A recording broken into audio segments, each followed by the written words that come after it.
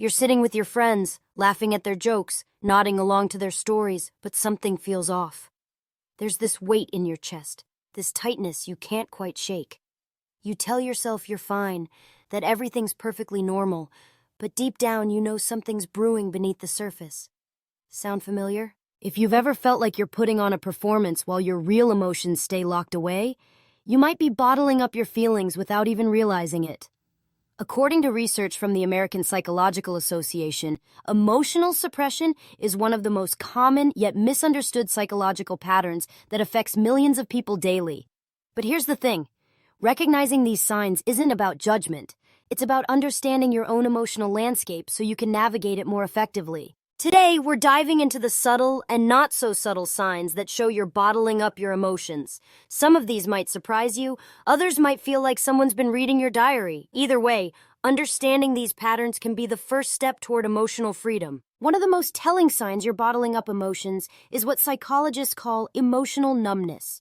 You find yourself going through the motions of daily life, but it's as if someone turned down the volume on your feelings. You're not exactly sad, but you're not really happy either. You're just existing in this gray middle ground where everything feels muted. Research from the Journal of Personality and Social Psychology shows that when we consistently suppress our emotions, our brain actually starts to dull all emotional responses, not just the negative ones. It's like your emotional system goes into protective mode, thinking if we can't feel the bad stuff, we'll be safer. But here's what happens. You also lose access to joy, excitement, and genuine connection. You might notice this when friends share exciting news, and you find yourself going through the motions of celebration without actually feeling excited. Or when something that should upset you happens and you just shrug it off. Not because you've processed it, but because you've disconnected from the feeling entirely. 2. You've become the master of deflection. Every time someone asks how you're really doing, you immediately redirect the conversation. Oh, I'm fine, but how are you handling that situation at work? Or, speaking of stress, did you see what happened on the news today?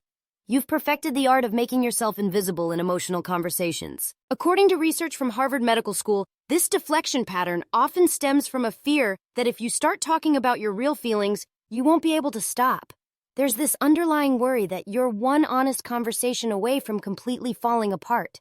So instead, you become everyone else's therapist, the person who listens to everyone's problems but never shares your own. The thing is, deflection might feel protective in the moment, but it actually reinforces the belief that your emotions are too dangerous or overwhelming to explore. You're essentially training yourself to believe that your feelings don't matter as much as everyone else's. 3. Your body is sending you messages that you keep ignoring. Bottled up emotions don't just disappear, they have to go somewhere. And often that somewhere is your physical body. You might experience unexplained headaches, tension in your shoulders that never quite goes away, stomach issues that doctors can't find a physical cause for, or difficulty sleeping even when you're exhausted. The field of psychosomatic medicine has extensively documented how suppressed emotions manifest physically. When we don't process emotions mentally and emotionally, our body tries to process them for us. That knot in your stomach might actually be anxiety you haven't acknowledged. Those tension headaches could be your body's way of expressing the stress you keep telling yourself isn't that big a deal. You might find yourself dismissing these physical symptoms, thinking they're just part of getting older or being busy. But your body is often the first place that emotional suppression shows up, and it's trying to tell you something important. 4. You've become hypersensitive to other people's emotions while remaining disconnected from your own. You can sense when your coworker is having a bad day from across the room. You immediately notice when your friend's energy shifts during a phone call, and you seem to absorb the emotional atmosphere of every room you enter. Research in emotional psychology suggests that people who bottle up their own emotions often develop heightened sensitivity to others' emotions as a coping mechanism. It's as if your emotional energy has to go somewhere, so instead of processing your own feelings, you become overly attuned to everyone else's. This might feel like empathy, and in some ways it is, but it's empathy without boundaries. You find yourself taking on other people's stress, feeling responsible for other people's happiness, and exhausting yourself trying to manage emotional situations that aren't actually yours to manage. 5. You experience emotional explosions that seem to come out of nowhere. One minute you're fine, handling everything with your usual calm demeanor, and the next minute you're crying over a commercial or snapping at someone over something completely minor. These moments feel confusing because they don't seem proportional to whatever triggered them. What's actually happening is that all those suppressed emotions have been building pressure, like steam in a kettle. According to research from the University of California, Berkeley, emotional suppression creates what they call emotional pressure cooker syndrome. The emotions don't disappear just because you're not acknowledging them. They accumulate until something small becomes the final straw that releases everything at once. You might find yourself apologizing afterward, saying things like, "I don't know where that came from," or "I'm not usually like this." But these explosions are actually your emotional system's way of demanding attention to feelings that have been ignored for too long. 6. You've developed elaborate systems to stay busy and distracted. Your schedule is packed from morning to night, not necessarily with things you enjoy, but with activities that keep your mind occupied. You might work extra hours not because you need to, but because stopping means sitting with your thoughts. You binge watch series, scroll through social media for hours, or find yourself cleaning at midnight. Research from the American Journal of Psychology identifies this as emotional avoidance through busyness.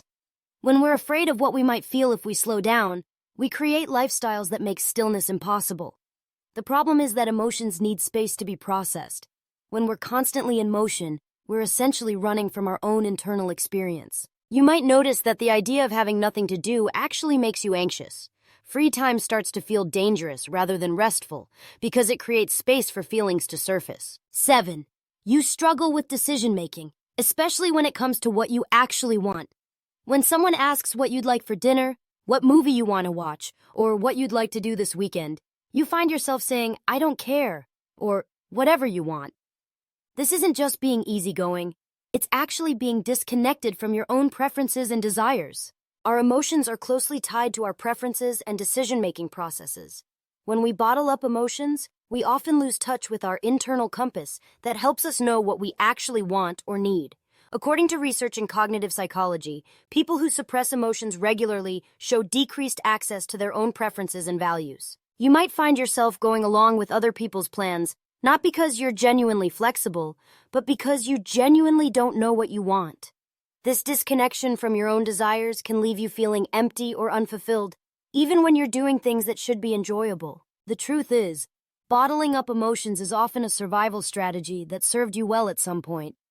Maybe expressing emotions wasn't safe in your family. Maybe you learned that being strong meant not showing vulnerability. Or maybe you discovered that taking care of everyone else's feelings was easier than dealing with your own. But here's what research consistently shows.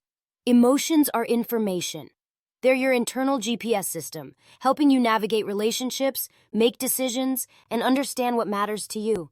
When you bottle them up, you're essentially trying to drive through life with your navigation system turned off. The good news is that emotional awareness is a skill that can be developed.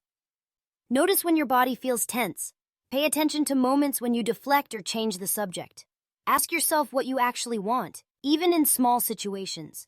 Give yourself permission to feel whatever comes up without immediately trying to fix it or make it go away. Remember, the goal isn't to become emotionally reactive or to dump all your feelings on everyone around you. It's about developing a healthy relationship with your own emotional experience. Your emotions are part of you, and they deserve the same attention and care you'd give to any other important aspect of your well-being. You don't have to carry the weight of unexpressed emotions alone. Sometimes the bravest thing you can do is simply acknowledge what you're feeling and allow yourself to be human.